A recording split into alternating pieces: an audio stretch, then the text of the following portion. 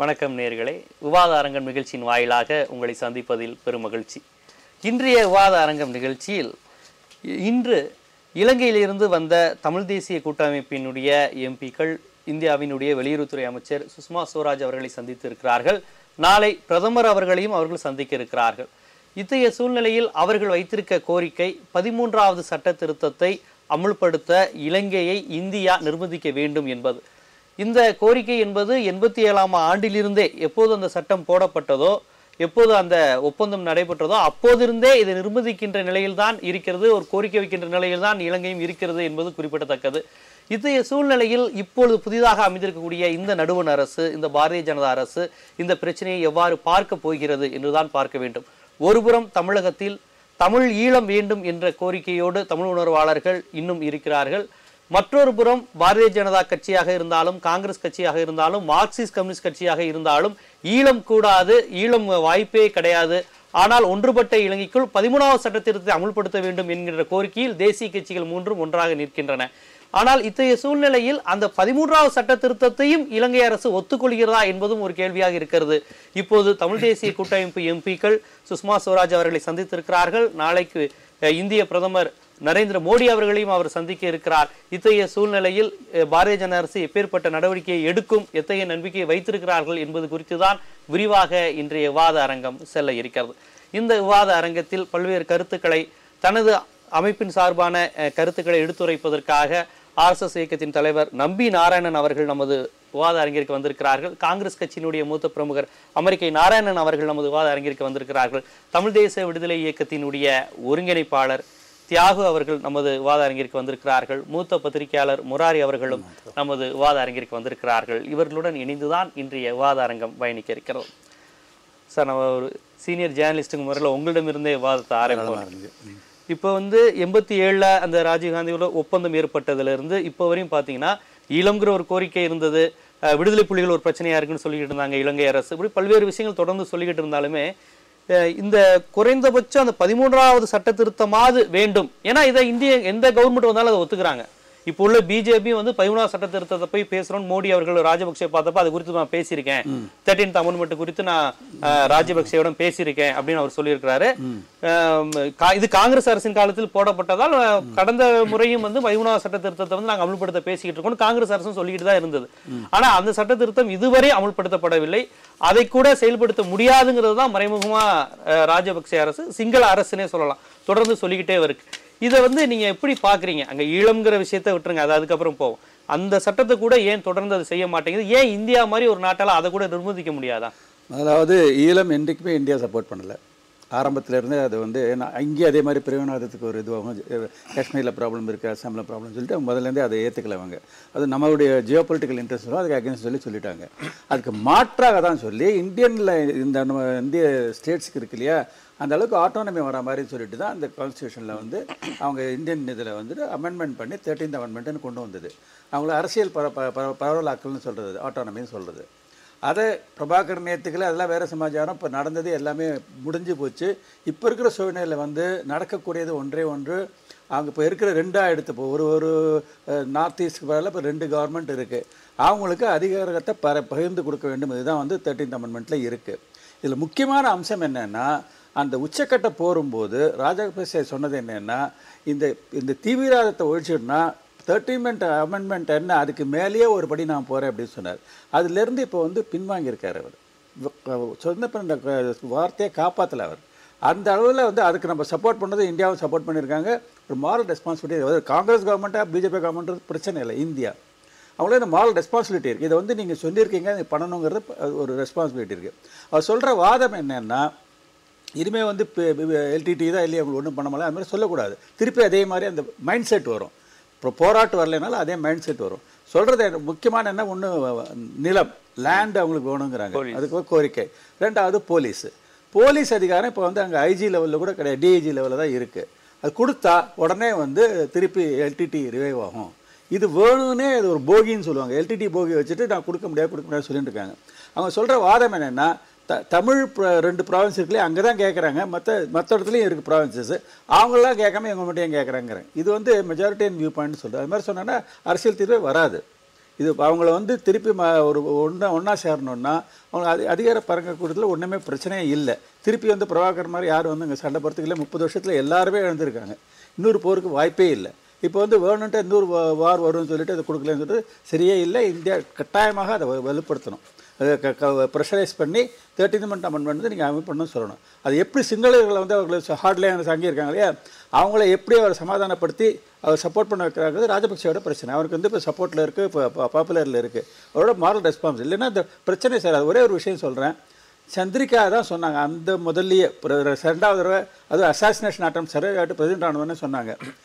LTD போனாலும் தமிழ் பிரச்சனை இருக்கும். அது வேற, இது வேற. அதனால இதை வந்து அதை வந்து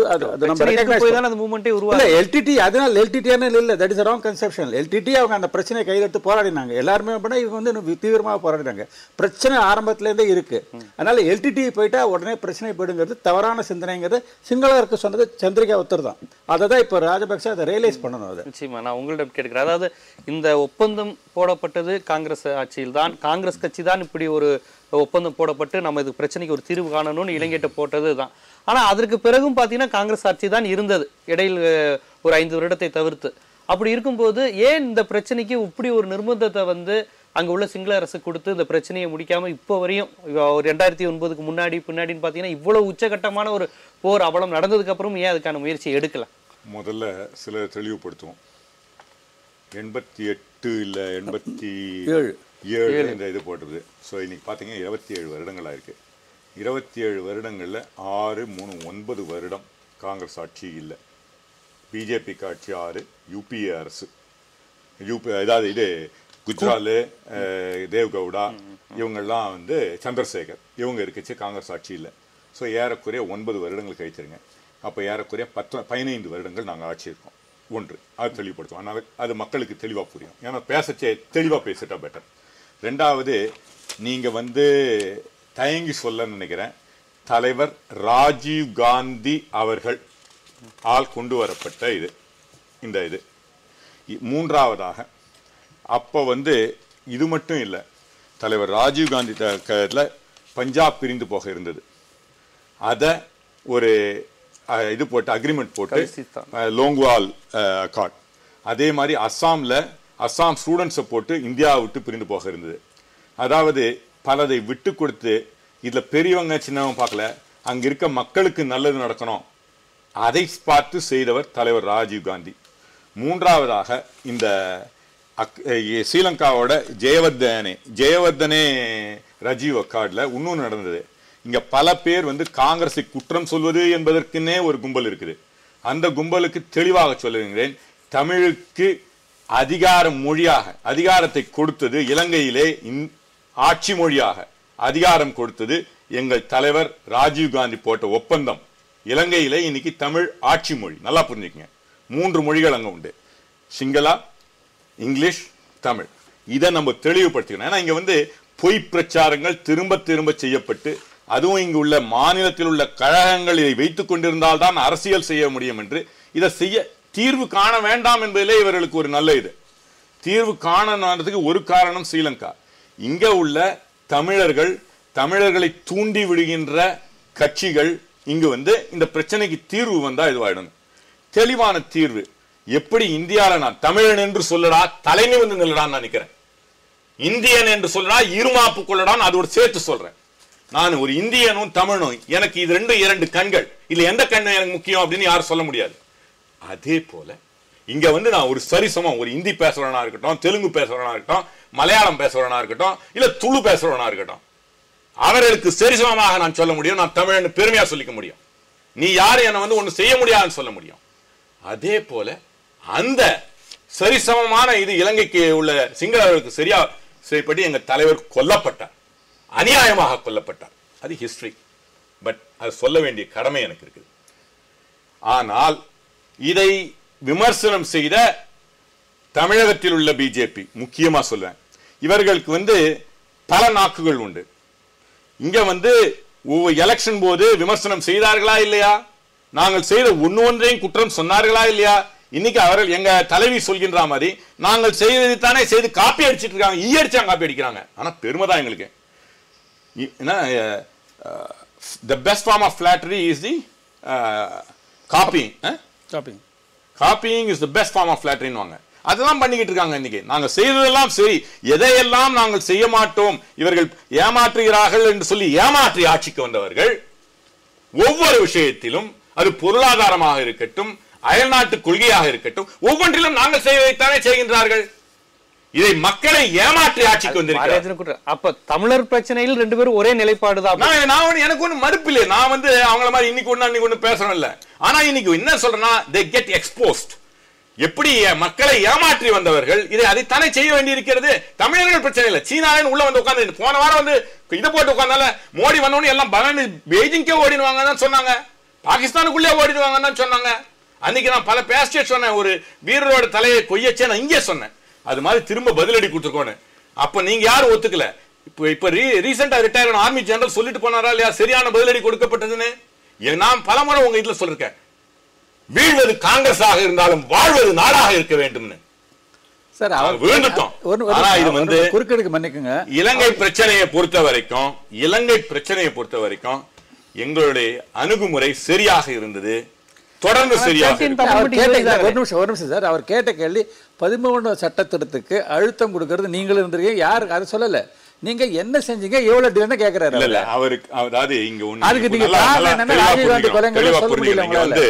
அவர் கேட்ட கேள்விகளுக்கு இதற்கு முன் செய்யப்பட்ட பொய் பிரச்சாரங்களுக்கும் நான் பதில் சொல்ல கடமைப்பட்டிருக்கிறேன். இது அவசியம். இது மாதிரி ஒரு பப்ளிக் இல்ல நான் அவங்கள சொல்ல. தமிழகத்துல இன்னைக்கு நான் சொல்றதுல ஏதாவது வந்து நான் சொன்னது இல்லன்னு நீங்க சொல்ல முடியுமா? எங்க இந்த மாதிரி அபாண்டமா பொய் சொல்லப்பட்டது இல்லன்னு சொல்ல முடியுமா? அதற்கு பதில் சொல்ல வேண்டிய என்னுடைய கடமை அல்லவா? இல்ல சார், நீங்க இல்ல தயவு செய்து இங்க நான் வந்திருக்கே, நீங்க கேட்கிற கேள்விகளுக்கு மட்டுமே பதில் சொல்ல நான் வரல. அப்படின்னா நான் எழுந்து போயிடலாம். என்ன சார் இது? Make that decision. சார் இப்போ வந்து எல்லாருமே வந்து எதிர்பார்த்தது அப்படிங்கிறது வந்து குறிப்பா தமிழ்நாட்டில் பாரதிய ஜனதா வந்து காங்கிரஸ் எதிர்ப்பலை தான் வெற்றி பெற வச்சுச்சு. தமிழ்நாட்டில் அதிமுக கூட சொல்லுவாங்க காங்கிரஸ் எதிர்ப்பு பிரச்சாரம் தான் அவங்க அதிகம் பண்ணாங்க. அதிமுக தலைமை வந்து அதுதான் அவங்களுக்கு வாய்ப்பு தந்தது. பாரதிய ஜனதாவுக்கு ஓட்டு போடல, அது அதிமுக போட்டாங்க காங்கிரஸ் எதிர்ப்பலைன்னு. அந்த காங்கிரஸ் எதிர்ப்பலையே இங்கே ஈழ பிரச்சனையை வச்சு தான் மயமா வந்தது. முல்லை பெரியார் பிரச்சனை, காவிரி பிரச்சனை, ஈழம், கச்சத்தீவு, மீனவர்கள், இந்த பிரச்சாரத்தில் மத்திய அரசு அதாவது அப்ப இருந்த காங்கிரஸ் அரசு துரோகம் செய்து விட்டதுங்கிற சொல்லிதான் பாஜகவும் இங்க வந்து வாக்கு சேகரிச்சாங்க. அங்க எப்படி பேசுனாங்க தெரியாது, பட் இங்க மாநிலத்துல உள்ள பாரதிய ஜனதா அந்த பிரச்சனையை மையப்படுத்தினாங்க. பேசினாங்க. ஒரு முறை தமிழிசை சவுந்தரராஜன் அவர்கள் தமிழிலுமே கூட வாங்கி தரலான்னு சொன்னாங்க. அது இப்ப வந்து எல்லாருமே மறுக்கிறாங்க. ஆனா அது கூட நம்ம அப்புறம் போவோம், அந்த பிரச்சனையை கூட விட்டுருவோம். ஆனால் இப்ப காங்கிரஸ் நிலைப்பாடிலிருந்து இலங்கை பிரச்சனையில் எந்த அளவுக்கு இப்ப வந்திருக்கக்கூடிய அரசு வந்து வேறுபட்டு செயல்பட்டு கொண்டு இருக்குதுன்னு நினைக்கிறீங்க நீங்க? இல்லை, எனக்கு தெரிஞ்சு காங்கிரஸ் கட்சிக்கும் பாரதிய ஜனதா கட்சிக்கும் வித்தியாசம் நிச்சயமாக இருக்க முடியும். ஏன்னா 6 வருஷம் அடல் பிஹாரி வாஜ்பாய் பீரியடில் ஸ்ரீலங்கா கூட இருந்த உறவு நல்லா தான் இருந்தது. நாம் வந்து அங்குள்ள பிரிவினவாதிகளுக்கு நாம் வந்து அந்த பிரிவினவாதிகளை சப்போர்ட் பண்ணலை. இலங்கை அரசுக்கும் நம்ம சப்போர்ட் பண்ணலை. இலங்கை அரசுக்கு நம்ம ஆயுதம் கொடுக்கல, ஆயுத பயிற்சி கொடுக்கல.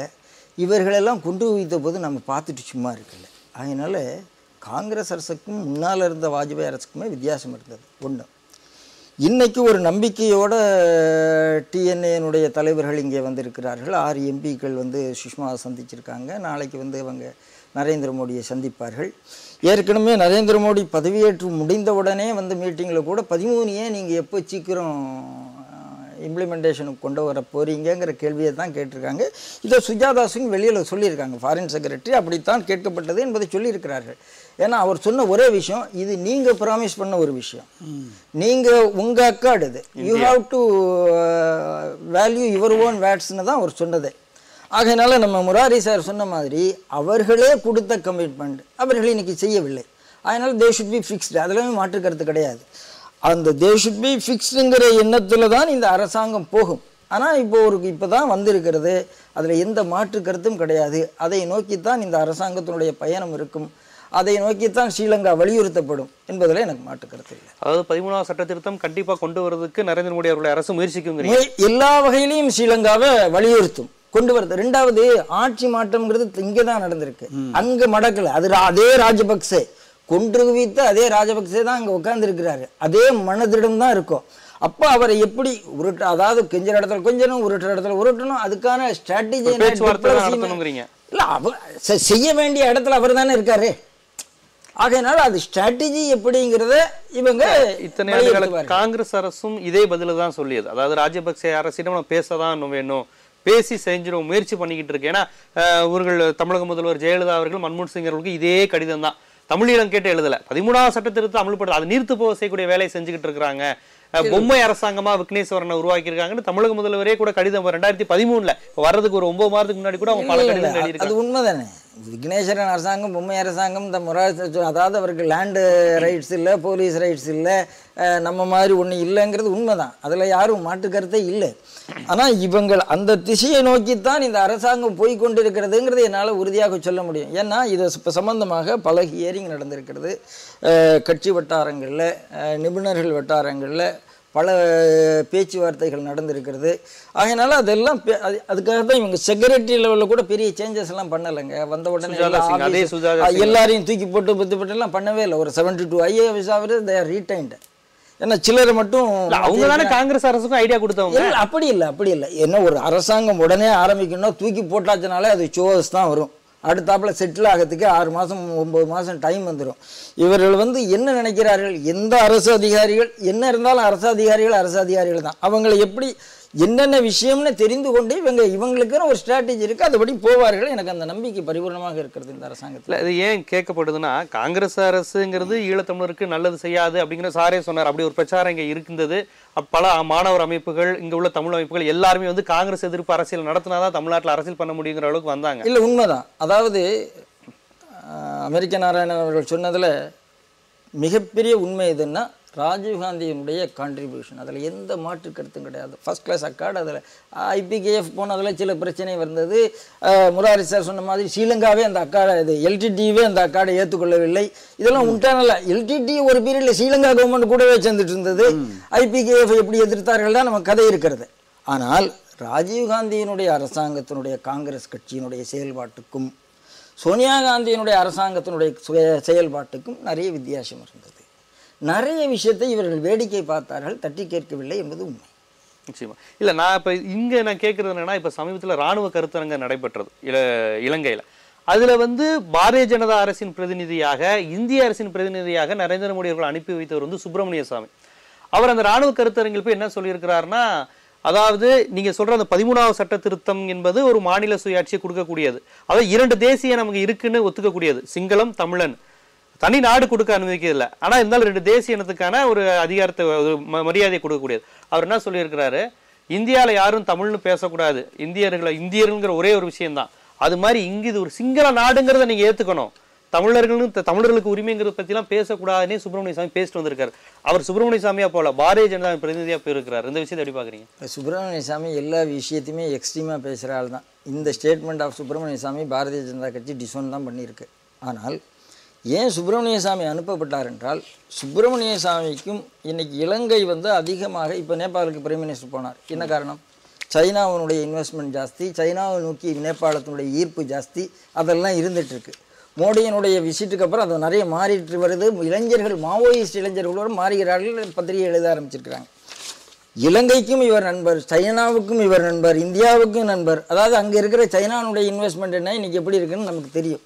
அதனால் ஒரு ஆளை அனுப்பும்போது எப்படிப்பட்ட ஆள்னு செலக்ட் பண்ணி அனுப்புகிறாங்க. ஒரு லூஸ் ஸ்டாக் இருக்கிறது, இல்லை என்று சொல்லவில்லை. ஸ்ட்ராட்டஜிக்காக அவர், அதாவது ரொம்ப ஓவராக ஸ்ட்ரிஞ்செண்டாக எந்த லாபமும் போட முடியாது. சுப்பிரமணிய சாமி எடுத்திருந்து பேசக்கூடியவருங்கிறது தமிழ்நாட்டில் எல்லாருக்கும் தெரியும். அதை பற்றி நம்ம ஸ்ட்ராட்டஜியை தான் பார்க்கணுமே தவிர வார்த்தையை பார்க்க வேண்டிய அவசியம் இல்லைன்னு நினைக்கிறேன். சுப்பிரமணிய சாமியினுடைய கருத்தை நம்ம டிசோன் பண்ணுறோம். இல்லை, இலங்கை விஷயத்தில் நரேந்திர மோடி அவருடைய பார்வையும் சுப்பிரமணிய சாமி பார்வையும் ஒன்றும் கிடையாது.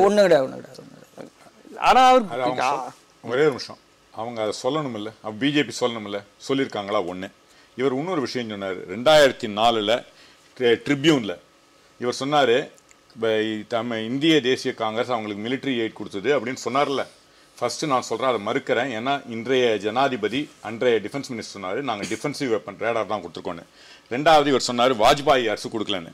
இன்றைக்கு நான் இப்போ வேணால் இதில் ஃபோக்கஸ் பண்ணுங்கள். 2004 ட்ரிபியூனில் தெளிவாக சொல்லியிருக்காங்க, பாரதிய ஜனதா கட்சி ஆட்சி 1999 தமிழக அரசுக்கு தெரியாமல் அவங்களுக்கு கொடுத்துருக்காங்க, பேப்பரில் இருக்குது.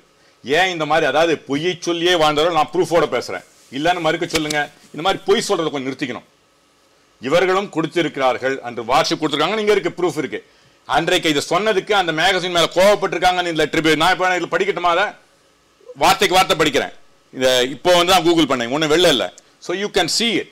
So the fact of the matter is அவர்கள் செய்வதும் நாங்கள் செய்வதும் ஒன்று. இதில் வந்து கருத்து வேறுபாடு இல்லை. இவங்க வேணா இதுக்காக பேச அவர் என்ன சொன்னா, நாங்க 2 பேருமே சிங்கள அரசை ஆதரிக்கிறோம், ஆனால் காங்கிரஸ் தான் குண்டு கொடுத்து கொலை செய்தது தவறுன்ற. அது பொய். ஒண்ணு என்ன, அன்றைய டிஃபென்ஸ் மினிஸ்டர் தெளிவாக சொல்லிருக்காரு, நாங்க ரேடார் டிஃபென்சிவ் வெப்பன் மட்டும் தான் கொடுத்தோம், பார்லிமெண்ட்ல சொல்லப்பட்டது. இரண்டாவதாக இவர் வாஜ்பாய் கொடுக்கலன்னு சொன்னாரு, அதற்கான ப்ரூஃப் இங்க இருக்கு. 2004 I'll give you the date. Herald ட்ரிபியூன்ல போட்டிருக்காங்க. நான் வேணா வார்த்தைக்கு வார்த்தை படிக்கிறேன், நேரத்தை வீணடிக்க விரும்பல. அதனால பொய்யை சொல்ல வேண்டாம். இவர்களுடைய அணுகுமுறையும் எங்கள் அணுகுமுறை ஒன்று, அதில் தவறு இல்லை. ஆனால் இவர்களுடைய அணுகுமுறை ஒன்று தவறு. சுப்பிரமணிய சுவாமி போய் தமிழகத்திற்கு எதிராக பேசுபவர், அங்க போய் பிஜேபியுடைய ரெப்ரசன்டேட்டிவா போயிருக்காரு. இவர் பிஜேபியுடைய ரெப்ரசன்டேட்டிவா பேசுறாரா இல்லையா எனக்கு தெரியல. ஆனால் பிஜேபி அப்ப அவர்களை கண்டிக்க வேண்டும். நான் இதை அங்க போய் தரக்குறைவா நீங்க பேசலாம், குறுக்கல அவர்கிட்ட பர்மிஷன் கேட்டு நான் பேசி முடிச்ச பிறகு நீங்க பேசினா மக்கள் போகும். ஆனா அங்க போய் என்ன பண்ணா, அங்க வந்து தமிழகத்தை பத்தி தரக்குறைவாக நம்ம முதலமைச்சரை பற்றி தரக்குறைவாக பேசினாங்க. நம்ம எல்லாரும் அறிக்கை இது பண்ணோம். இங்க பெரிய ப்ரொட்டஸ்ட் நடந்தது. அங்க போய் அன்றைய பாரத பிரதமர் இந்திரா காந்தி அவர்களை டெரரிஸ்டுக்கு உதவி செய்தோம், இதே வார்த்தையை உபயோகப்படுத்திருக்காரு. அதே டிஃபென்ஸ் உடைய இந்த நம்ம தமிழக முதலமைச்சரை பற்றி தவறாக பேசி அதுல போடப்பட்ட வார்த்தைகள் உள்ள அதே இலங்கை அரசு உடைய வெப்சைட்ல இருக்கு. நான் அதை பத்தி அப்பொழுதும் அறிக்கை கொடுத்தேன், இப்பொழுதும் தெளிவாக சொல்கிறேன். அங்க போய் ஒரு பாரதிய ஜனதா கட்சியுடைய ரெப்ரசன்டேட்டிவ் வெளிநாட்டில் போய், இதே வாஜ்பாய் வெளிநாட்டில் போய் கேட்கச்சு நான் செய்ய மாட்டேன்னு சொல்லிட்டாரு. இந்திய பிரதமரை பற்றி வெளியே அந்நிய மண்ணில் பேச மாட்டேன்னு சொல்லிருக்காரு. ஆனா பாரதிய ஜனதா கட்சியுடைய அபிஷியல் ரெப்ரசன்டேட்டிவ் அங்க போய் இந்திரா காந்தியை பத்தி டெரரிஸ்டுக்கு உதவியவர் அப்படின்னு அங்க சொல்லியிருக்காரு. டெரரிஸ்டத்தை ப்ரமோட் பண்ணவர்னு சொல்லிருக்காரு. எப்படி அவர் பேசுறாரு, எப்படி பாரதிய ஜனதா கட்சியை அனுமதிக்குதுன்னு எனக்கு தெரியல. 2 விஷயம். அவரே ஒரு விஷயம் சொன்னார். வாஜ்பாய் வந்து வெளிநாட்டில் போகும்போது இந்திய பிரதமரை பற்றி நான் பேச மாட்டேன்னு சொன்னார்னு சொல்லியிருக்காரு. அவரே ஒரு உதாரணமும் சொல்லிட்டார். சுப்பிரமணிய சாமி அப்படி இல்லைங்கிறது நமக்கு தெரியும். சுப்பிரமணிய சாமி தமிழ்நாட்டில் எவ்வளவு லூஸ் டாக்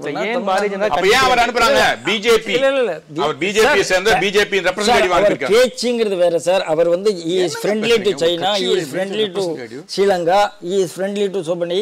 அதனால அவர் ஒரு friendly to BJP, not a BJP hardcore man, is a friendly to BJP.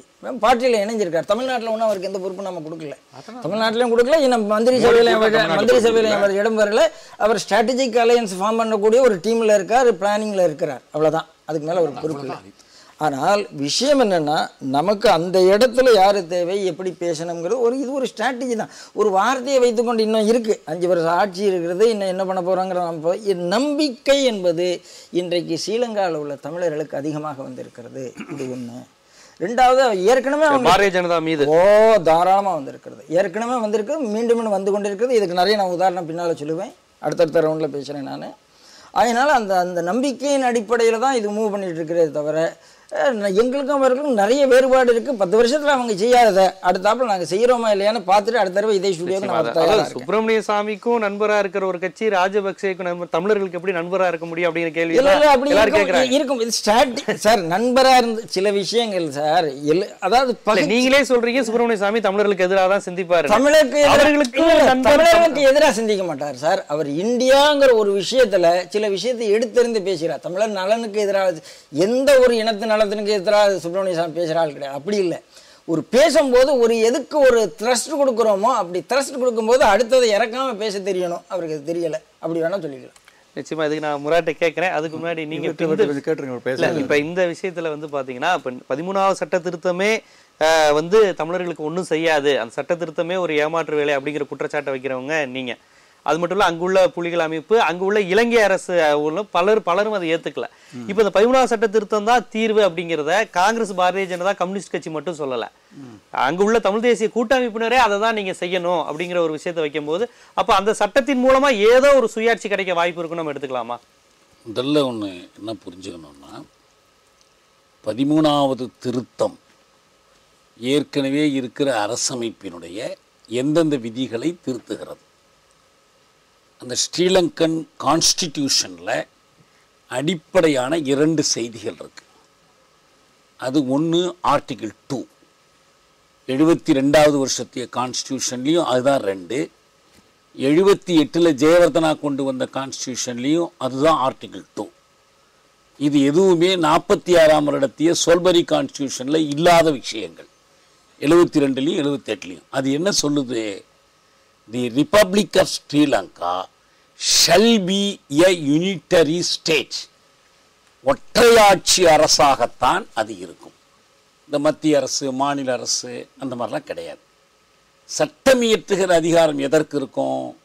76வது விதி, 78ஆம் வருடத்திய கான்ஸ்டியூஷனுடைய 76வது விதி சொல்கிறது, parliament shall never abdicate it's legislative power to any other authority. வேறு எந்த ஒரு மன்றமும் சட்டம் இயற்றுகிற அதிகாரம் கிடையாது. நீங்கள் என்ன மாகாண கவுன்சில் அமைச்சிங்க, மாவட்ட கவுன்சில் அமைச்சிங்க, பஞ்சாயத்து சபை, சட்டம் இயற்றும் அதிகாரம் மட்டும் பார்லிமெண்ட்டுக்கு மட்டும்தான். இது 78ஆம் இடத்தை கான்ஸ்டியூஷனில் இருக்குது. 83வது விதி, இலங்கை அரசமைப்பினுடைய 83வது விதி. கான்ஸ்டிடியூஷனில் இந்த நான் சொல்கிற 2, இன்னொன்று சொல்ல விட்டது 6வது விதி. 6வது விதி என்ன சொல்லுதுன்னா, the Republic of Sri Lanka shall give foremost importance to Buddhism. இதனால தான் அது சிங்கள பௌத்த அரசு மத பிரச்சனையும் இருக்காங்க. மதம் தெளிவாக இருக்குது. 6வது விதி அது. செக்குலர் ஸ்டேட்டு, ஆனால் புத்திசத்துக்கு தான் அது முன்னுரிமை கொடுக்கும். எனவே இந்த சிங்கள பௌத்த தன்மை இருக்கு பாருங்க. அதே போல் நீங்கள் மொழி சம்பந்தமாக Sinhala shall be the official language, அதில் மட்டும் ஒரு மாற்றம் இந்த 13வது வருது. அந்த மாற்றம் என்னங்கிறது அப்புறம் சொல்கிறேன். அது இந்திய இலங்கை ஒப்பந்தத்தில் என்ன இருந்துச்சு, ஆனால் 13வது திருத்தத்தில் வேற எப்படி அதை மாற்றினாங்கிறது தனி விஷயம். இப்போ என்னன்னா, இந்த யூனிட்டரி ஸ்டேட் என்பதை மாற்றாமலும் shall give foremost importance to Buddhism என்பதை மாற்றாமலும் பார்லிமெண்ட்டுக்கு மட்டும்தான் சட்டம் இயற்றுகிற அதிகாரம் உண்டு என்பதை மாற்றாமலும் எந்த திருத்தம் வந்தாலும் அது மாநில சுயாட்சியோ மாநிலமோ கிடையாது. அதனால தான் ஸ்டேட்டுங்கிற வார்த்தையை அவங்க பயன்படுத்தாமல் ப்ரோவின்ஸுங்கிற வார்த்தையை பயன்படுத்துகிறாங்க. பிரித்தானிய ஆதிக்கத்தில் குறுநிலங்களுக்கு ஸ்டேட்டுன்னு பேர். ஆனால் இது சென்னை என்னன்னா, இது மாகாணம், பிரசிடென்சி தலை மாகாணம், அதுக்கு உட்பட்ட மாகாணம். பிகாஸ் இதுக்கு சாவரின்டி கிடையாது. இதுவும் தானாக சட்டங்கள் இயற்றிக்கொள்ள முடியாது. நீங்கள் அந்த இதையே படித்து பார்த்தீங்கன்னா, 13வது திருத்தத்தை முழுமையாக படித்து பார்த்தீங்கன்னா தெரியும். 1. 2வது செய்தி, இந்த மாகாண கவுன்சில் அமைப்பு என்பது என்ன? இந்திய இலங்கை ஒப்பந்தத்தில் எழுத்தளவில் ஏற்பட்ட ஒரு முன்னேற்றம் வடக்கு கிழக்கை ஒரே அரசியல் அழகாக இணைப்பது. வடக்கு கிழக்கை ஒன்றா இணைக்கணும். அதுக்கு கண்டிஷன்ஸ் போட்டாங்க. 2 வருஷம் கழித்து கிழக்கில் மட்டும் பிரசிடென்ட் விரும்பினார்னா கருத்து கணிப்பு நடத்தலாம், நார்த்தில் நடத்த முடியாது. இப்படியெல்லாம் செய்யலாம் கொள்ளலாம். பிரசிடென்ட் அப்போ சொன்னார், நான் அந்த கருத்து கணிப்பு நடக்கும்போது நான் போய் எதிர்த்து பரப்புரை செய்வேன், ஒப்பந்தத்தில் கையெழுத்து போட்டவரே சொன்னார். அது எல்லாம் ஒரு பக்கம். இந்த நார்த்து ஈஸ்ட் என்பது தமிழர்களின் தாயகமாக அங்கீகரிக்கப்பட வேண்டும் என்பது திம்பு பேச்சுவார்த்தையின் போது அமிர்தலிங்கம் முதல் பிரபாகரன் வரை அனைத்து தமிழ் அமைப்புகளும் வலியுறுத்திய 4 அடிப்படை கோட்பாடுகளில் முதல் கோட்பாடு. வடக்கு கிழக்க தமிழர் தாயகமாக ஒப்புக்கொள்ளணும். அதை அவங்க ஒப்புக்கொள்ள மறுத்தாங்க. இப்போ இந்த ஒப்பந்தத்தில் என்ன பண்ணாங்கன்னா, the north and east of Sri Lanka have been a traditional homeland of Tamils where they have been residing அப்படின்னு சொல்லி நிறுத்தாம along with Sinhalese, Burghers, Moors and others போட்டாங்க. சரி, இப்போ இந்த கான்செப்ட் ஏதோ ஒரு மறைமுகமாக வடக்கு கிழக்குக்கும் தமிழர்களுக்கும் இருக்கிற தொடர்பை ஒப்புக்கொண்டு வடக்கு கிழக்கை இணைப்பதன் மூலம் சென்னை கடற்கரையில் எம்ஜிஆர் அவர்கள் முன்னிலையில் அன்றைய பிரதமர் ராஜீவ்காந்தி ஆற்றிய உரை, இந்த ஒப்பந்தத்தின் மூலம் உலகத்தில் 2வது தமிழ் மாநிலம் உருவாக்கப்பட்டிருக்கிறது. இது அவர் பேசினார். அந்த தமிழ் மாநிலம் உருவாக்கப்படுவதற்கு அந்த 13வது திருத்தத்தில் இடம் இருக்கான இல்லை. என்ன சொல்லியிருக்காங்கன்னா, இலங்கையினுடைய குறிப்பிட்ட அட்டவணை இருக்குல்ல, நமக்கு எப்படி ஷெட்யூல் இருக்கோ அது மாதிரி அவங்களுடைய 8வது அட்டவணையில் இருக்கிற அந்த மாகாணங்கள் ஒவ்வொன்றுக்கும் ஒரு மாகாண கவுன்சில் தேர்ந்தெடுக்கப்படும். மொத்தம் 9 மாகாணங்கள் இருக்கு. 9 மாகாணங்களுக்கு ஒவ்வொன்றுக்கும் மாகாண கவுன்சில். ஒரு மாகாண கவுன்சில் என்றால் ஒரு ஆளுநர் இருப்பார், ஒரு முதல்வர் இருப்பார், ஒரு பேரவை இருக்கும், அரசவை இருக்கும். இது எது செஞ்சாலும் இதற்கு ஒப்புதல் ஆளுநர், அதற்கு மேலே குடியரசுத் தலைவர்கிட்ட பெற்றாகணும். எந்த சட்டம் இயற்றினாலும் என்ன பண்ணாலும் இப்போ அதிகார பட்டியல் எல்லாம் கொடுத்துருக்குறாங்க. என்னென்னலாம் அதுக்கு இந்தியன் அதிகாரம் பேட்டர்ன் சார் அப்படி அது இந்தியன் பேட்டர்ன் டோட்டலா சொல்ல முடியாது. காரணம் என்னன்னா லா அண்ட் ஆர்டர் கிடையாது, லேண்ட் இது கிடையாது. Broadly, இன்னும் சொல்ல broadly, போனால் broadly, there is no legislative assembly. It is only a council. அதுக்கு வந்து ஒரு கன்சல்டேட்டிவ் பவர்ஸ் உண்டே தவிர லெஜிஸ்லேட்டிவ் பவர்ஸ் இருக்கு, கிடையாது. இருக்கு, இருக்கு, sorry. இல்ல இல்ல நான் சொல்றேன் கேளுங்க. அப்படி இல்லனா Powers இருக்கு, but இல்ல, province பவர்ல சொல்லல அவங்க. இருங்க, அடுத்து நான் சொல்ல வர்றேன் கேளுங்க. இது எல்லாத்தையும் கலைக்கிற அதிகாரம் பிரசிடென்ட்க்கு உண்டு. அது உண்டு. எப்போ வேணாலும் கலைச்சலாம், எல்லாத்தையும் கலைக்கலாம். கொஞ்சம் கொஞ்சம் கவனமா கேள்வி இருந்து 356 எந்த விதமான சேஃப்கார்ட்ஸ் இல்லை. இங்க இருக்கிறது என்னங்கிறது அது வேற விஷயம். ஸ்டேட்டுங்கிறது ஒரு மிஸ்நோமர். இங்க நான் அந்த பிரச்சனைக்குள்ள போகல, அந்த விவாதத்துக்குள்ள போகல. ஸ்டேட் தானா, சாவரின்ட்டி இருக்கா இல்லையா, அது தனி விஷயம். இங்க இருக்கிற அசம்பிளிக்கு சாவரின்ட்டி இருக்கா இல்லையா, அது தனி விஷயம். ஆனா இப்ப நான் இங்க இதை பற்றி மட்டுமே பேசுறேன், 13வது திருத்தம் பற்றி மட்டுமே பேசுறேன். அது என்ன செய்யுதுன்னா, இந்த 9 மாகாணங்கள் ஒவ்வொன்றுக்கும் ஒரு கவுன்சிலை தேர்ந்தெடுக்கலாம்னு சொல்ற விதியில ஒரு 3வது துணை விதி என்ன சேர்த்திருக்கிறாங்கன்னா, if the president so desires, அவர் என்ன செய்யலாம்னா 1 அல்லது அதற்கு மேற்பட்ட மாகாணங்களுக்கு ஒரே சபையை உருவாக்கலாம். இதான் இங்க இருக்கிறது. அப்ப இந்த 9 8 ஆக்கி நார்த் ஈஸ்டுக்கு ஒரே சபையை உருவாக்கினாங்க. எலெக்ஷன் எப்ப நடந்துச்சு? 88 நடந்துச்சு. இந்த எலெக்ஷன்ல வெற்றி பெற்றது EPR தலைமையில் இருக்கிற அணி. வரதராஜ பெருமாள் முதல்வராக தேர்ந்தெடுக்கப்பட்டார். இந்திய ராணுவ பாதுகாப்போடு தேர்தல் நடைபெற்றது. இந்திய ராணுவ பாதுகாப்போடு அந்த சபை கூடியது. கடைசியாக 91 அந்த சபை கூடுகிறது.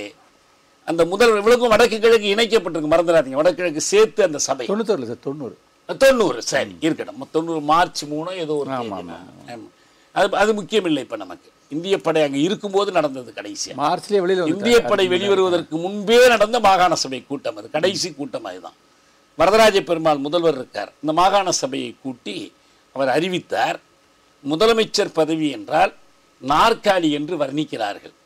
ஒரு முதலமைச்சர் கூடிய நாற்காலி வாங்குவதற்கு கூட நான் சிலோனில் அனுமதி கேட்க வேண்டும் என்று சொல்கிறார்கள். அந்த அளவுக்கு அதிகாரம் இல்லாத ஒரு சபையாக இருக்கிறது. எனவே இந்த மாகாண கவுன்சிலாலோ இந்த முதலமைச்சர் பதவியினாலோ எங்கள் மக்களுக்கு எந்த பயனும் கிடைக்காது என்பதால் நான் தனித்தமிழீழத்தை பிரகடனம் செய்துவிட்டு இந்த மாகாண கவுன்சிலை கலைத்து விடுகிறேன் சொல்லிட்டு இந்திய பாதுகாப்போடு இந்தியாவுக்கு வந்தார். இது பிரபாகரன் அல்ல, இது வரதராஜ பெருமாள் செய்தது. பிரபாகரன் எந்த காலத்திலும் தனித்தமிழீழத்தை பிரகடனம் செய்ததில்லை. பிரகடனம் செய்து வரதராஜ பெருமாள் இந்திய ராணுவ பாதுகாப்போடு செய்தார்.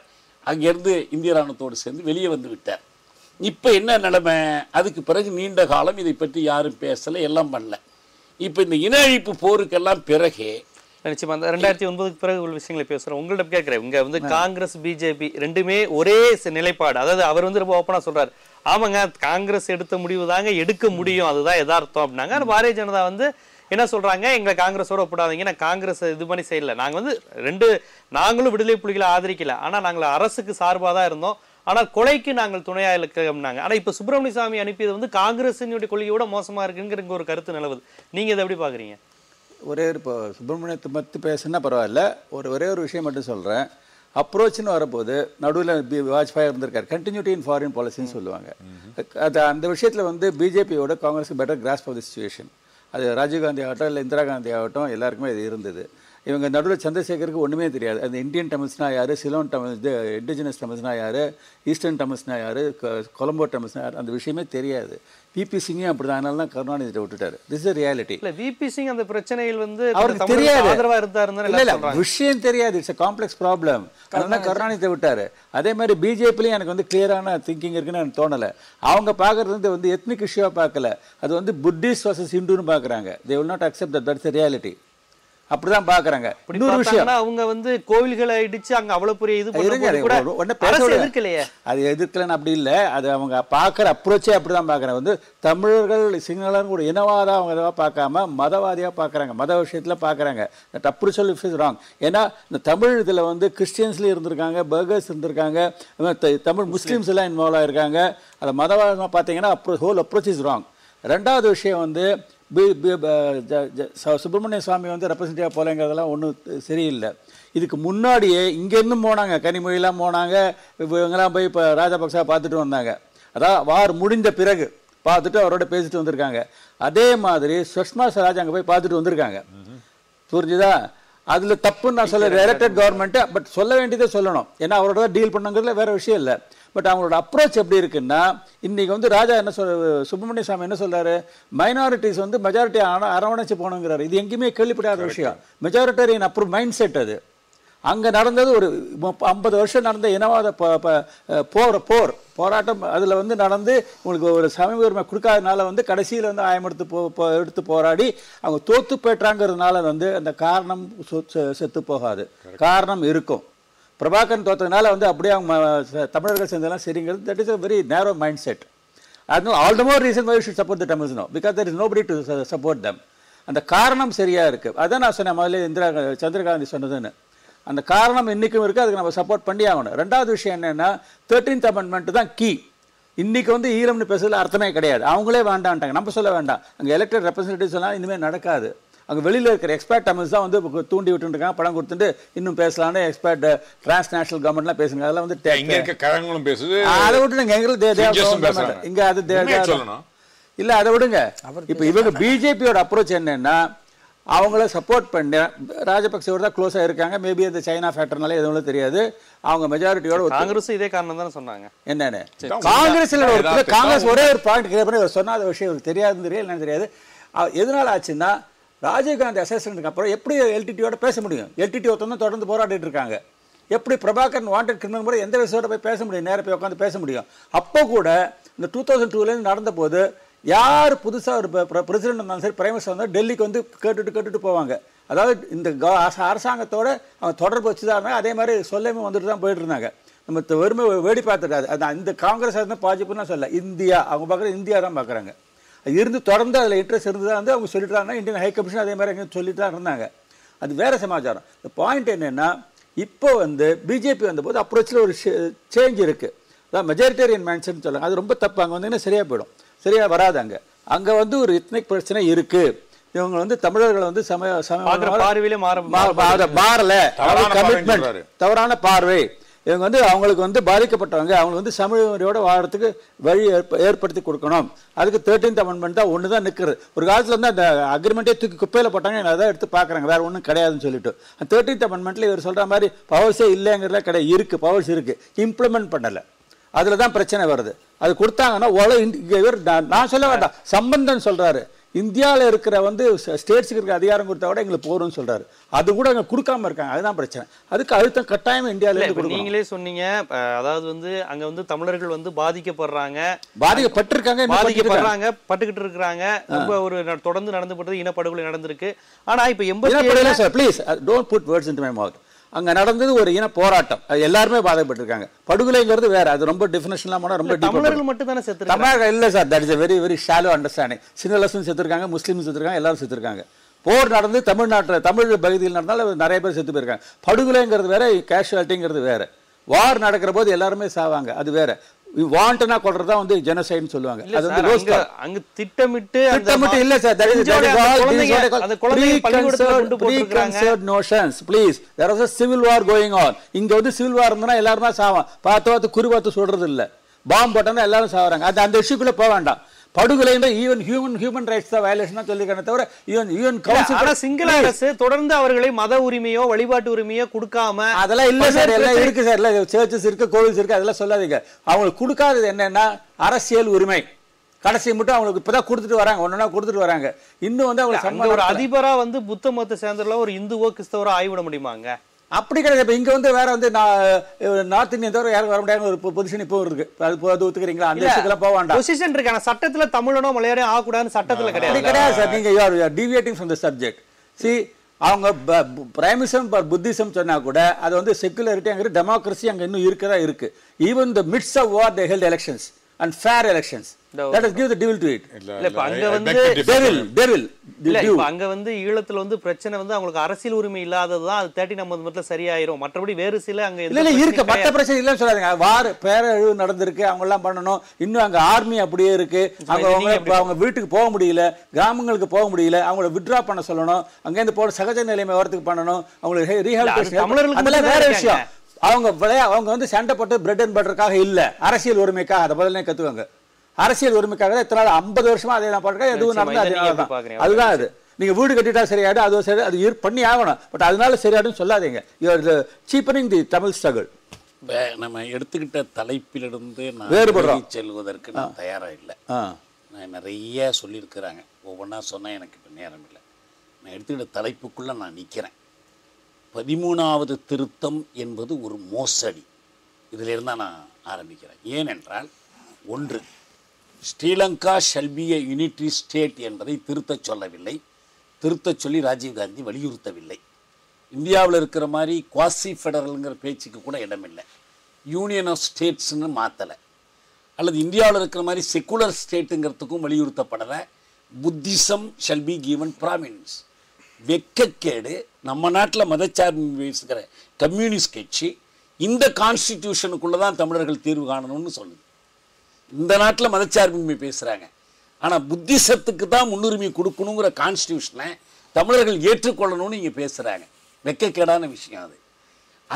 அதே போல் அந்த யூனிட்ரி ஸ்டேட்டுங்கிறத அவங்க மாற்றலை. இரண்டாவது செய்தி, இந்த இந்திய இலங்கை ஒப்பந்தத்தில் சொன்னது அன்றைக்கு தினமணியில் வந்த ஒரு தலையங்கத்தை உங்களுக்கு நான் நினைவுபடுத்துகிறேன். 87 வந்தது. வீர சுதந்திரம் வேண்டி நின்றார் பின்னர் வேறொன்று கொள்வாரோ என்பது அந்த தலையங்கத்தினுடைய தலைப்பு. அதில் அவர்கள் தெளிவாக ஒன்று சுட்டி காட்டினார்கள். என்ன சுட்டி காட்டினார்கள்னா, ஒப்பந்தத்தில் சிங்களமும் தமிழும் இலங்கையின் ஆட்சி மொழிகளாக்கப்படும் என்று இருக்கிறது. ஆனால் ஆக்சுவலாக 13th அமெண்ட்மெண்ட் வரும்போது Sinhala shall be the official language of Sri Lanka. இந்த திக்கு என்ன அழுத்தம் என்பதை தினமணி சுட்டி காட்டியது. Tamil will also be an official language and English shall be a link language. அரசாங்கம் இதை மொழிபெயர்த்து மக்கள்கிட்ட கொடுக்கும்போது சிங்களம், தமிழ், ஆங்கிலம் ஆகியவை இலங்கையின் ஆட்சி மொழிகளாக இருக்கும். இது ஒரு மோசடி மொழிபெயர்ப்பு என்று தினமணி சுட்டி காட்டியது. மொழி சிக்கல் அப்படி. இப்போ இந்தியாவில் தமிழை ஆட்சி மொழியாக ஒத்துக்கொள்ளாதவர்கள் போய் இலங்கையில் நீங்கள் தமிழை ஆட்சி மொழியாக ஒப்புக்கொள்ளணும்னு வலியுறுத்துவது ரொம்ப கேலி கூத்தான ஒன்று. சுலமா ராஜபக்ஷே கேட்கலாம், எங்களுக்கு சொல்கிறீங்களே நீங்கள் இலங்கையின் ஆட்சி மொழியாக தமிழ் ஆக்கணும், முதல்ல தமிழ்நாட்டை ஆக்குங்கன்னு. இங்கே என்ன முக்கியமான செய்தின்னா, ஒரு யூனிட்டரி ஸ்டேட்டை மாற்ற முடியுமா? அடுத்தது இந்த வடக்கு கிழக்கு இணைப்பு என்ன நடந்துச்சு? நான் கொஞ்சம் முடிச்சிடுறேங்க. வடக்கு கிழக்கு இணைப்பு நடந்துச்சு. உச்சநீதிமன்றத்தில் ஜேவிபி ஒரு வழக்கு போட்டுச்சு, வடக்கு கிழக்கு இணைப்பது யூனிட்டரி ஸ்ட்ரக்சருக்கு எதிரானது. அப்போ உச்சநீதிமன்றம் தெளிவாக ஒரு தீர்ப்பு கொடுத்துச்சு. டி சில்வா தான் கொடுத்தார். என்ன தீர்ப்பு கொடுத்தார் தெரியுமா? இலங்கை ஒரு ஒற்றையாட்சி அரசமைப்பை கொண்டது. ஆர்டிகிள் 2 மாற்றுவதற்கு பார்லிமெண்ட்டுக்கோ குடியரசுத் தலைவருக்கோ யாருக்கும் அதிகாரம் கிடையாது. வெறும் ஒரு ஜெயவர்தனா ஒரு அரசாணை போட்டு வடக்கு கிழக்கை இணைத்தது என்பது யூனிட்டரி ஸ்ட்ரக்சருக்கு எதிரானது. ஏன்னா வடக்கு கிழக்கை மட்டும் ஏன் இணைக்கிறீங்க, ஏன் வேற ஏதாவது ஒரு இணைக்கலன்னு கேட்டபோது அரசாங்கம் சொன்னிச்சு, தமிழர்கள் அதிகம் வாழக்கூடிய பகுதின்னு இணைச்சிருக்கிறோன்னு. இலங்கையின் ஒற்றையாட்சி அமைப்பில் மொழி அடிப்படையில் மாநிலம் அமைக்க உரிமை இல்லை. அட்மினிஸ்ட்ரேட்டிவ் யூனிட்ஸ் மட்டும்தான் அமைக்க முடியுமே தவிர மொழி வழி மாநில அமைப்பு என்பதற்கு இங்கே இடமே இல்லை. எனவே 13வது திருத்தம் நீங்க வடக்குக்கு அதிகாரம் கொடுக்குதுன்னு சொல்லுங்க, நுவேரேலியாவுக்கு அதிகாரம் கொடுக்குதுன்னு சொல்லுங்க, தென்மேற்குக்கு அதிகாரம் கொடுக்குது, தமிழர்களுக்கு அதிகாரம் கொடுக்குதுன்னு சொல்லாதீங்க. ஏன்னா 2009 இனப்புலை முடிந்த பிறகு, அந்த போர் முடிந்த பிறகு நடத்தப்பட்ட கிழக்கு மாகாண தேர்தலில் பிள்ளையான் முதல்வராக தேர்ந்தெடுக்கப்படுகிறார். போர்க்குற்றங்கள் சாட்டப்பட்ட, அரசினால் போர்க்குற்றங்கள் சாட்டப்பட்ட கருணா மத்திய அமைச்சராகிறார். இந்த தமிழ்நாட்டில் ஒரு கொலை வழக்கில் தேடப்படுகிற டக்ளஸ் தேவா மத்திய அமைச்சராகிறார். இவ்வளவு பேரையும் வைத்து, இது இன்னைக்கு நான் சொல்லல, நவநீதம் பிள்ளையினுடைய அறிக்கையில சுட்டி காட்டுறாங்க. போர்க்குற்றம் பற்றி நீ பேசுறதுக்கு என்ன உரிமை இருக்குன்னு கேட்கிறாங்க. இவங்க எல்லாம் போர்க்குற்றவாளிகள். இது நடந்து ஒரு கிழக்கு மாகாணத்துக்கு ஒரு மாகாண சபை அரசு ஏற்படுத்தியாச்சு. இப்போ ஒரே ஒரு கேள்விதான், 2009 கிழக்கு மாகாண தமிழர்களுக்கெல்லாம் அதிகாரம் வந்துடுச்சா? வடக்கு மட்டும் வராம இருந்துச்சா? இப்போ வடக்குக்கு நடத்தினா முடிஞ்சு போச்சா? கிழக்குக்கு வராத அதிகாரம் எப்படி வடக்குக்கு வந்துடும்? மிக தெளிவாக விக்னேஸ்வரன் மிக தெளிவாக சொல்லுகிறார். இந்த ஆளுநரை மாற்றுனா மாற்ற மாட்டேங்கிறாங்க. தலைமைச் செயலர் யார் இருக்க வேண்டும் என்பதை நான் கேட்கிறவங்கள போட மாட்டேங்கிறாங்க. இப்போ தமிழ்நாட்டில் அதாவது செஞ்சுக்கலாம், முதலமைச்சர் தலைமைச் செயலரை மாற்றிக்கலாம். சந்திரஸ்ரீங்கிற ஒரு இராணுவ அதிகாரி எனக்கு மேல ஆளுநராக நியமிச்சிருக்கிறாங்க. அவருடைய கட்டளைக்கு உட்பட்டு தான் எல்லாத்தையுமே நடத்த முடியுது. ஒவ்வொரு சிவில் ஃபங்க்ஷன்ஸ்லையும் அவங்க தலையிடுறாங்க. முள்ளிவாய்க்காலில் இறந்து போன மக்கள் நினைவாக சுடர் ஏற்றிய போது அந்த சுடரை காலில் போட்டு மிதித்து அணைத்தார்கள். எம்பிகளால் ஒண்ணும் பண்ண முடியல. சிவாஜிலிங்கம் காட்சியை நம்ம நேரடியா தொலைக்காட்சியில பார்த்தோம். எனவே இந்த 13வது திருத்தத்தினால் சுயாட்சியோ தமிழர்களுக்கு அதிகாரமோ உரிமைகளோ எதுவுமே கிடைக்காது. இன்னொன்னு நான் என்ன கேட்கிறேன்னா, இந்த தமிழ் தேசிய கூட்டமைப்பு எப்போது உருவானது? 2004 நாடாளுமன்ற தேர்தலின் போது உருவானது. 2004 நாடாளுமன்ற தேர்தலின் போது பழைய இபிஆர்எல், பழைய ஈரோஸ், பழைய டெலோ, பழைய புளோட்டு, பழைய டியூஎல்எஃப், பழைய டிஇஎல்எஃப் எல்லாம் சேர்ந்து தமிழ் தேசிய கூட்டமைப்பை உருவாக்கி சிங்கள அரசுக்கு சார்பானவர்கள் தான். இல்ல அவங்க இருந்தவர்கள் இந்திய இலங்கை ஒப்பந்தத்தை ஆதரித்தவர்கள்ங்கிறதுனால நான் அவங்க பட்டியலை நான் சொல்றேன். ஒரு காலத்தில் ஆதரித்து நின்றவர்கள் ஈரோஸ் தவிர மற்ற எல்லா அமைப்புகளும். இவர்களெல்லாம் பொங்கு தமிழ் இயக்கத்தினுடைய வலியுறுத்தலால் ஒன்று கூடினார்கள். ஒன்று கூடி சொன்னாங்க, தமிழீழ விடுதலை தவிர எங்களுக்கு மாற்று வழி இல்லை. மாற்று வழி வேண்டும் என்றால் இந்த அமைதி ஒப்பந்தம், போர் நிறுத்த ஒப்பந்தம் 2002 செயல்படுகிறதே, அதற்கு ஒரு இடைக்கால மாகாண கவுன்சில் அமைப்பதற்கு விடுதலை புலிகள் ரணில் விக்ரமசிங்கா கையில் ஒரு தொகுப்பு கொடுத்திருக்கிறாங்க, ஒரு பேக்கேஜ் ஒன்று கொடுத்திருக்கிறாங்க. அந்த யோசனைகளை மக்கள் ஏற்றுக்கொள்வதாக இருந்தால் எங்களுக்கு வாக்களியுங்கள். 2004 அவங்க மக்கள்கிட்ட பெற்ற கட்டளை எப்படி 76 வட்டுக்கோட்டை தீர்மானத்திற்கு பிறகு 77 தமிழீழத்திற்கான ஜனநாயக கட்டளையை பெற்றார்களோ அதே போல் 2004 புலிகளின் தலைமைக்கும் அவர்கள் முன்வைக்கிற யோசனைக்கும் 24 தொகுதிகளில் 23 தொகுதிகளில் வெற்றி பெற்ற அமைப்பு தான் தமிழ் தேசிய கூட்டமைப்பு.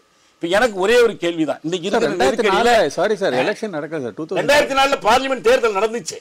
நான் எங்க 2024 இருக்க மக்களும் 13வது திருத்தத்தின் அடிப்படையில் தேர்தல் நடத்தப்படல.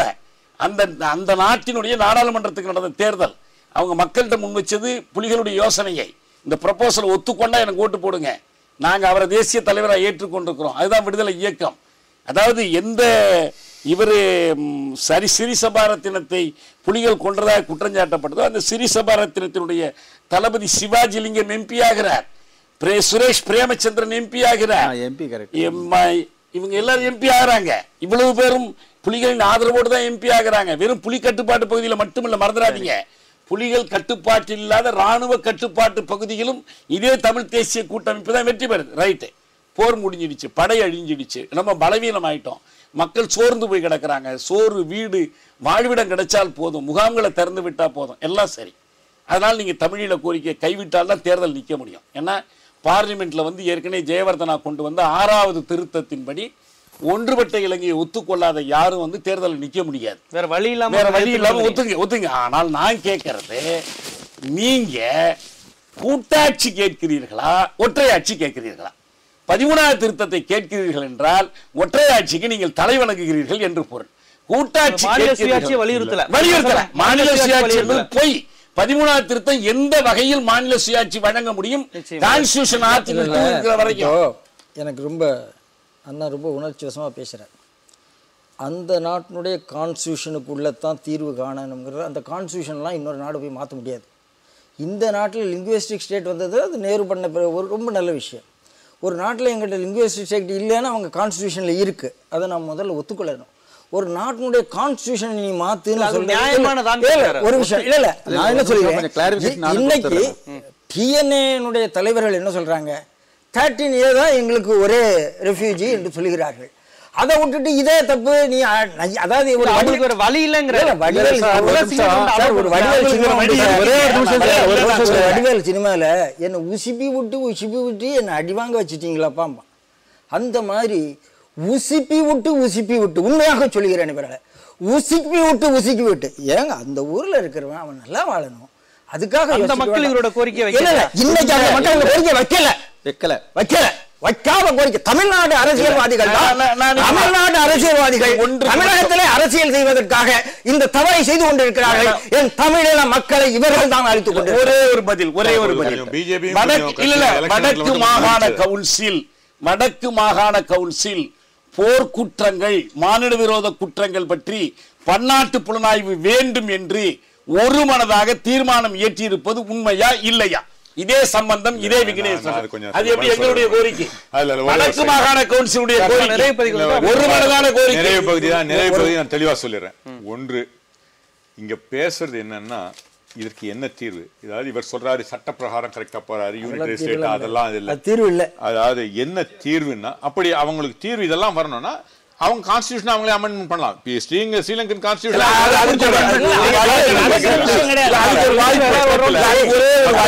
நான் என்ன சொல்றேன், அவங்கலாம் பண்ணணும்.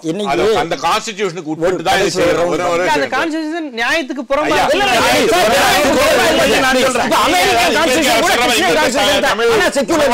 சொல்லிக் கொள்வார்கள். இங்கிலாந்து, அமெரிக்கா எல்லா கான்ஸ்டிடியூஷனுமே அவங்களுடைய முதல் ரிலிஜன் கிறிஸ்டியானிட்டி. ஆனாலும் டெமோக்ரசி இருக்கிறது. அமெரிக்கால வந்து Christianity is not a Christian state. Please understand that. America is not a Christian state. இல்ல இங்க பிரேயர் இல்ல ஒரு பதில் கோவில்ல நிக்கும்போது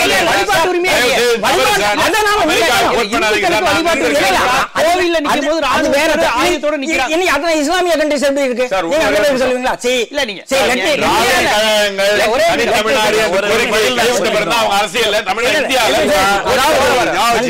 நன்றாக புரிந்து கொள்ள வேண்டும். ஒரு நாட்டுடைய அரசியல் அமைப்பு சட்டம்ங்கிறது 46ல இருந்து அந்த அரசியல் அமைப்பு சட்டம் இருக்கிறது. அப்ப அந்த சட்டம், அதாவது 46 சட்டம் இருந்தால் இந்த பிரச்சனை வந்திருக்காங்க. அப்பா சொல்றீங்க இது 70 எப்படி நிறைய பேசிருக்காங்க. எனக்கு டைம் கொடுங்க, டைம் கொடுங்க. இது நான் சொல்லிடுறேன் சார். முராரி சார் பேசணுங்கிறதுனால நான் முடிச்சிடுறேன். இவர்கள் சொல்லுவது தீர்வு இல்லை, 13A தான் தீர்வு என்பதை அவர் ஒப்புக்கொண்டிருக்கிறார்கள். அதை நோக்கி நாம் பயணிப்போம் என்பதுதான் ஒரு நிமிஷம் sir. 13th amendment is a constitution amendment. Okay, எல்லாரும் அக்செப்ட் பண்ணது. அது சட்டத்தை திருத்தி இருக்காங்க. அது part of the constitution. That is a major achievement for the Tamils. அதை இம்ப்ளிமெண்ட் பண்றதுக்கு இப்ப क्वेश्चन ப்ளீஸ். அது இவர் சொல்றாரு அதுல இருந்து ஹிஸ்டாரிக் ஆர்பிட்ரரி. இவர் வந்து தமிழ் ஹேம்லேண்ட் ஒத்துக்கல. ஹிஸ்டாரிக் அதாவது வருஷ கணக்கா சரித்திரத்துல அங்கே தங்கியிருக்காங்கன்னா சொல்றாரு. ஹோம்லேண்டுங்கிறத இந்தியா வந்து ஒத்துக்கல. ஒத்துக்கணும். நாங்க நீங்க வேற நீங்க கேட்கறது வேற. Please let me talk because time இல்ல. அக்கா அக்ரிமெண்ட்ல இருக்கிறது north and east are places of historic habitation of Tamils. ஹோம்லேண்டுங்கிறத இந்தியா ஒத்து ஹோம்லேண்ட் ஒத்துனா இங்க பிரச்சனை வரும்னு ஒத்துக்கல. ரெண்டாவது பாயிண்ட் ப்ளீஸ், டெம்பரரி மெர்ஜர்னு தான் சொன்னாங்க. East with north, east and north. அதுலேயும் வந்து ரெஃபரண்டம் கண்டிஷன்ஸ் எல்லாம் இருந்தது. அதை வந்து சுப்ரீம் கோர்ட் வந்து திருப்பி இல்லைன்னு சொன்னாங்கன்னா அது 2 வருஷத்துக்குள்ள பண்ணிருக்கணும், அதுல ரெஃபரண்டம் வச்சிருக்கணும். அதெல்லாம் நடக்கல. அதுவும் எக்ஸிக்யூட்டிவ் ஆர்டர் பண்ணணும், பார்லிமெண்ட் முறை வரலாம் சொன்னார். தவிர இது வந்து இங்க வழியே இல்லைன்னு அந்த சுப்ரீம் கோர்ட் ஆர்டர்ல சொல்லல. முறைதான் சரியா சொன்னாங்க. தவிர ப்ளீஸ் மர்ஜர்ஸ் இந்த முறைதான் சரியானு சொல்ற மர்ஜரே கூடாது சுப்ரீம் கோர்ட் சொன்னா அது தப்பு. அது இல்ல. ரெண்டாவது சொல்றதை கேளுங்க. பிள்ளையார் யாரு, கருணா யாரு, இதெல்லாம் கேட்கறேன். அவங்க எல்லாம் எல்டிடி ஆளுங்க. பிரபாகரன் அதை அவர் சொல்ல மாட்டார். அதுதான் சைல்டு சோல்ஜர். அவர் பிள்ளையார் வேணும் அவர் கொண்டு வந்து நிறுத்துறாரு. பாருங்க உங்களால வந்திருக்காரு. புலிகள் நியாயப்படுத்தி இங்க யாருமே இல்ல. இவர் பேசுறாரு.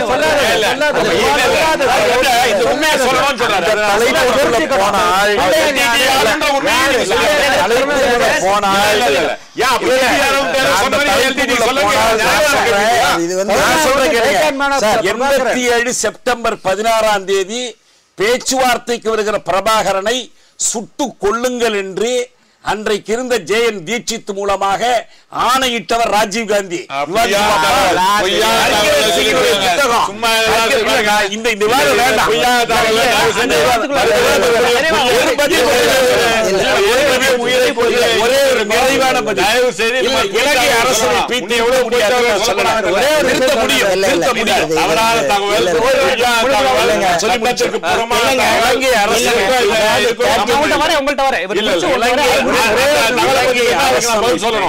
தயவு செய்து ராஜீவ் காந்தி மீது ஏதாவது குற்றம் சொன்னா அதுக்கு எனக்கு பதில் சொல்ல நீங்க வாய்ப்பு தரணும்.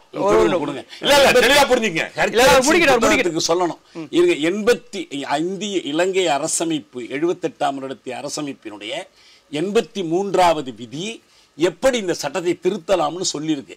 அதுல குறிப்பிட்ட சில உறுப்புகளை திருத்துவதாக இருந்தால் நாடாளுமன்றத்தில் 3/2 பங்கு பெரும்பான்மையும் மக்களிடையே கருத்து கணிப்பு கணித்து அதில் பெரும்பான்மையும், அப்படி பெரும்பான்மை கிடைத்திருப்பதற்கு அதிபர் சான்றிதழ் அளித்தால் மட்டும்தான் அப்படி திருத்த முடியும். இப்ப நம்ம பார்லிமெண்ட்ல மாதிரி 3/2 பங்கு கொண்டு எல்லாம் திருத்த முடியாதத. அப்படின்னா இதுக்கு என்ன பொருள்னா, தமிழர்களுக்கு ஒரு மாநிலம் வேண்டுமா உரிமை வேண்டுமா என்று தீர்மானிக்கிற உரிமை தமிழர்களுக்கு இல்லை, பெரும்பான்மை சிங்களர்களுக்கு அது வழங்கப்படுகிறது. இதுதான் சிங்கள பேரினவாதம் செயல்படுகிற முறை. எனவே இந்த இலங்கைக்குள் தீர்வு என்று இவங்க சொல்லுவது ஒன்றுபட்ட இலங்கைக்குள் அல்ல, ஒற்றையாட்சி இலங்கைக்குள். மறந்துடாதீங்க, இந்த ஒற்றையாட்சி பெருசு. ஒற்றையாட்சி அப்படிங்கறத இஷ்யூ பெருசு. நாம் என்ன சொல்றோம், நாம எத்தனையோ காலம் கடந்து வந்தாச்சு. ராஜீவ் அக்காடுக்கு அப்புறம் இவ்வளவு தூரம் வந்தாச்சு. இப்ப நார்த் ப்ராவின்சஸ்னுடைய இப்போ ஒரு ப்ராவின்ஸுக்கு ஒரு அரசாங்கம் இருக்கிறது, அதுக்கு என்ன ரைட்ஸ் இருக்கிறது வேற கட்சி. இன்னைக்கு இருக்கிற ஒரே தீர்வு, இன்னைக்கு நிறைய சர்வீஸ் ப்ராஜெக்ட் நாம அங்க பண்ணிக்கிட்டு இருக்கோம். இங்க தமிழ்ல பேச யாரும் அங்க போய் பண்ணல. 300 கோடி ரூபாய்க்கு சேவா இன்டர்நேஷனல் 300 கோடி ரூபாய்க்கு ப்ராஜெக்ட் சர்வீஸ் பண்ணிட்டு இருக்காங்க. நான் சொல்லதுக்கான எனக்கு நேரம் இல்லை. அற்புதமா பண்ணிட்டு இருக்காங்க, அற்புதமா பண்ணிட்டு இருக்காங்க. ஆகையினால அதுக்கெல்லாம் அவங்க அனுமதி கொடுத்திருக்காங்க, இல்லைன்னா மறுத்து விட முடியாது. அவங்களும் அந்த இதை நோக்கி வர்றாங்க. இருந்தாலும் அவங்களுக்குன்னு சில பிரஷர்ஸ் இருக்கு, இந்த அரசாங்கம் செய்ய வேண்டிய கடமை, நம்முடைய அரசு 13A என்ன கேட்கிறார்களோ அதை வாங்கி கொடுக்க வேண்டிய கடமை. உங்களோட கருத்தை நிறைவு கருத்தா இருக்கட்டும். நான் ஒரே கேள்வி, இப்ப இங்க இந்தியாவில் இந்துக்களுக்கு பல்வேறு உரிமைகள் பாதிக்கப்படுது, அதுக்காக குரல் கொடுக்குற நீங்க, அங்க வந்து இந்து மக்கள் தானே பாதிக்கப்படுறாங்க. அதுக்காக தான் 37 தான் நம்ம சொல்லிட்டோம். 13A வந்து நம்ம அணுக முடியும். அடிப்படையிலே நீங்க பாருங்க, அடிப்படையில் அதாவது 13A படி என்னென்ன கொடுக்க வேண்டுமோ அதுக்காக இந்த அரசாங்கம் வலியுறுத்தும். அதை நோக்கித்தான் இந்த அரசாங்கத்தினுடைய பயணம் இருக்கும். இல்லை சார், ரிலிஜியஸ் ஃப்ரீடம் அங்கே இருக்குது சார், அதை வந்து டோன்ட் மிஸ்டேக் தட். ரெண்டாவது வந்து என்னென்னா, இவங்க வந்து 13th ஒரே ஒரு விக்னேஸ்வரன் சொல்கிறேன், தயவு செஞ்சு எங்களை விட்டுடுங்க. நீங்க இங்க பேச எங்களுக்கு பிரச்சனை, அதுதான் நானும் சொல்றேன். எந்த பிரச்சனை ஆனாலும் நாங்க எங்களுக்குள்ள தேர்த்துக்கிறோம். இதுதான் விஷயம். பொதுவான கருத்துக்கள் நேரம் தாண்டிய பதிவு செஞ்சிருக்கோம். இன்றைய விவாத அரங்கம் நிகழ்ச்சியை பொறுத்தவரை பொதுவாக இந்த இந்திய இலங்கை பிரச்சனை, இதற்கு 13வது சட்ட திருத்தம், இதை காங்கிரஸ் பாரதிய ஜனதா எவ்வாறு அணுகியது, காங்கிரஸ் வந்து பாரதிய ஜனதா எவ்வாறு வேறுபட்டு அணுகும் போன்ற பல்வேறு விஷயங்கள் இங்கு கூறினோம். அது மட்டும் இல்லாமல் 13வது சட்ட திருத்தம் மட்டுமே தீர்வு என்பதை இங்கு வந்திருந்த பத்திரிகையாளர் உட்பட 3 பேரும் பதிவு செய்தார்கள். தியாகு அவர்கள் மட்டும் அந்த 13வது சட்ட திருத்தம் என்பதே மாநில சுயாட்சியோ எதுவும் கொடுப்பதில்லை, சிங்களத்தினுடைய ஏக ஒற்றையாட்சியே என்பதை அவர் இங்கு பதிவு செய்தார். போதுமான விவரங்களும் விஷயங்களும் இங்கு பல்வேறு கருத்துக்களும் இந்த விவாத அரங்கம் மூலம் மக்களுக்கு போய் சேர்ந்திருக்கும் என்று நாங்கள் நினைக்கிறோம். இன்றைய விவாத அரங்கில் கலந்து கொண்டு பல்வேறு கருத்துக்களை எடுத்துரைத்த RSS இயக்கத்தினுடைய மூத்த தலைவர் நம்பி நாராயணன் அவர்களுக்கும், காங்கிரஸ் கட்சியினுடைய மூத்த தலைவர் அமெரிக்கை நாராயணன் அவர்களுக்கும், தமிழ் தேசிய விடுதலை இயக்கத்தினுடைய பொதுச் செயலாளர் தியாகு அவர்களுக்கும், மூத்த பத்திரிகையாளர் முராரி அவர்களுக்கும் எங்களுடைய விவாத அரங்கம் நன்றியை தெரிவித்துக் கொள்கிறது. மீண்டும் விவாத அரங்கம் நிகழ்ச்சியில் சந்திக்கும் வரை உங்களிடமிருந்து விடைபெறுவது ஜீவசகாப்தன்.